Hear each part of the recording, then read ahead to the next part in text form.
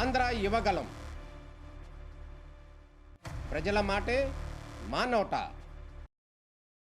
Secretariat బిల్డింగుల కోసం, కట్టబోయే secretariat బిల్డింగులు అద్దాల కోసం 2540 కోట్లతో కాంట్రాక్టు. కేవలం అద్దాలు.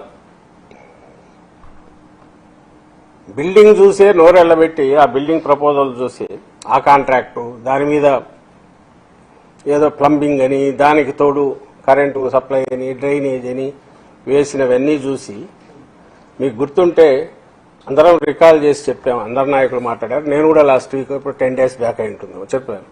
12,000 నుంచి 14,000 కోట్లు అమ్మా అన్నాను. ఇది పోర్పుని ఎంత పెరుగుతుందో చెప్పలేమనుకున్నాం. కానీ మీరు 12-14 అయింది. నారాయణ తర్వాత మాట్లాడుతూ వీటన్నిటికీ పర్యవేక్షకుడు, అన్ని రకాలుగా చంద్రబాబు ఆలోచనలన్నిటికీ తనే ఒక రూపం ఇచ్చేవాఆయన నారాయణ గారు. ఆయన 14 కాదు 16 కూడా కావచ్చు. మరి వీళ్ళు మరీ బరి తెగిస్తారు అనుకున్నాం. ఈరోజు చూస్తే ఈ 2540 కోట్లకు జీఎస్టీ వాళ్ళు కట్టాల్సిన అవసరం లేదు, వీళ్ళు రీయింబర్స్ చేస్తారు, పే చేస్తారు. కాబట్టి అది కలిపితే 3,000 కోట్ల పైన ఆర్థిక అవుతుంది. అద్దాలకు ఒక అసెంబ్లీకి కేవలం అద్దాలకు 3,000 కోట్లు.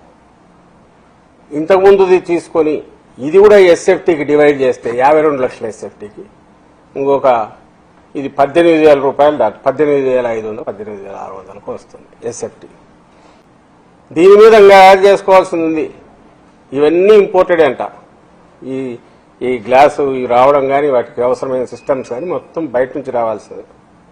అంటే డాలర్ ఎక్స్చేంజ్ ఫ్లక్చుయేషన్స్ ఉంటే దాంట్లో మార్పు ఉంటే అది కూడా అప్లై అవుతుంది. అది ఆ మధ్య ఇప్పుడు ఇంతకుముందే 1,500 కోట్లు ఎంతో ఉన్నారు. ఇంకా ఎంత అవుతుందో తెలియదు. ఇంకా పెరగొచ్చు. డాలర్ పెరిగే తప్ప తరిగే లక్షణం దానికే ఉన్నట్టు. పాలవాగం ఏదో దాన్ని తీసుకొచ్చి కృష్ణా రివర్లో వాటర్ తీసుకొచ్చేసి ఈ టవర్స్ మధ్య నుంచి తిరుగుతూ అది పోయి కృష్ణా రివర్లో కలుస్తుందంట. దానికి ఇంకా డిజైనింగ్, దానికి సంబంధించిన మన డిజైనింగ్ ఓ 100 కోట్లు 200 కోట్లు 300 కోట్లు ఇస్తారో తెలియదు. ఈ అసెంబ్లీ దీంట్లో ట్విన్ టవర్స్ అనే పేరుతో క్వాంటమ్ వ్యాలీ, దాని ట్విన్ టవర్స్కు 1,200 కోట్లు ఇంకోటేశారు. మరి అది ఎంత సేఫ్టీ ఏమొస్తాయో తెలియదు. ప్రతిదీ టవరే, చిన్నదేంలా అన్ని టవర్స్ పెద్ద అది 1,200 కోట్లు అది వేశారు. ఈరోజు కనపడినవి ఇవి. దానికి కూడా జీఎస్టీ అదనం. ఇంకా క్వాంటమ్ వ్యాలీ అంటే బహుశా దాని వాల్ గీల్ థిక్నెస్ అని ఇంపోర్ట్ ఏముంటుంది, దానికి డాలర్ ఫ్లక్చుయేషన్స్ దానికి అదనం, దానికి నగిషీలు అదనం, దానికి డిజైనింగ్లు అదనం, అద్దాలు ఉంటే అద్దాలు అదనం, అద్దాలు పగిలితే మళ్ళీ అద్దాలు పెట్టడానికి అదే అదనం, ఈ అద్దాలు పగిలితే మళ్ళీ తీసుకురావడానికి. ఇది ఒక అనంతమైన నిరంతరమైన కృష్ణానది ఎట్లా ప్రవహిస్తుంటుందో చంద్రబాబు నాయుడు గారి భ్రమరావతి, ఆయన అమరావతి, దానికి అవసరమైన అది ప్రజల సొమ్ము నిధులు పారుతూనే ఉంటాయి. పారుతూనే ఉండాలనే ఆయన ఈ ప్లాన్ చేసినట్టున్నారు. నదీ ప్రవాహంలాగా ఆయనకు కావాల్సిన వాళ్లకు సంపద సృష్టి కోసం ఉపయోగపడాలని ఏదైతే మేము అంటున్నామో అది పచ్చి నిజమని చెప్పి ఆయన దాపరికంగా కాదు, కన్సీల్ చేసుకుని కాదు, బహిరంగంగా మొహం మీద గుద్దినట్టు రాష్ట్రం అంతా, రాష్ట్ర ప్రజలందరికీ ఏం చేసుకుంటారు మీరు, నేను ఇదిగో ఇలాగే చేస్తాను అని నిన్న మనకు కేబినెట్ దీని ద్వారా చూపించారు.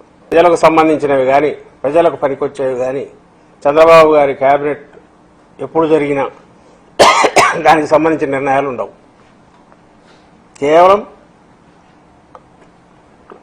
భూమిలో లేదా ఎవరికైనా ఫైనాన్షియల్ దీన్ని చేయడమో, అప్పుడు కూడా పోలవరం పేరుతో మీరు చూస్తే మొబిలైజేషన్ అడ్వాన్సులు కేబినెట్ ఇది తీసుకునేవాళ్ళు. మెడికల్ కాలేజీలకేమో సంవత్సరానికి 1,000 కోట్లు ఖర్చు పెడితే 4-5 ఏళ్లలో పూర్తి అయ్యే 17 మెడికల్ కాలేజీలు రెడీ కావడానికేమో డబ్బులు లేవు, ప్రైవేట్ వాళ్ళకి